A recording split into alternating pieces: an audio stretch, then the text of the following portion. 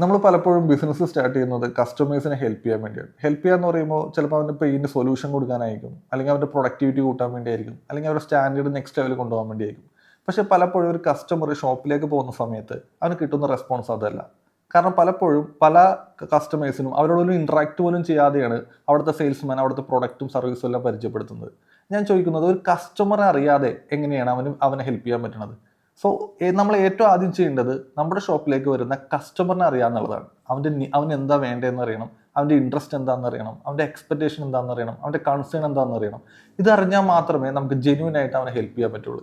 ഞങ്ങൾ ഇതിന് nice analysis എന്നാണ് പറയുന്നത്. അതായത് കസ്റ്റമറിൻ്റെ നീഡ് അറിയണം, കസ്റ്റമറിൻ്റെ ഇൻട്രസ്റ്റ് എന്താണെന്ന് അറിയണം, കസ്റ്റമറിൻ്റെ കൺസേൺ എന്താണെന്ന് അറിയണം, കസ്റ്റമറിൻ്റെ എക്സ്പെക്ടേഷൻ എന്താണെന്ന് അറിയണം. ഈ കാര്യങ്ങൾ നമ്മൾ വ്യക്തമായിട്ട് അറിഞ്ഞാൽ മാത്രമേ ജെന്യൂൻ ആയിട്ട് നമുക്ക് ആ കസ്റ്റമറെ ഹെൽപ്പ് ചെയ്യാൻ പറ്റുള്ളൂ.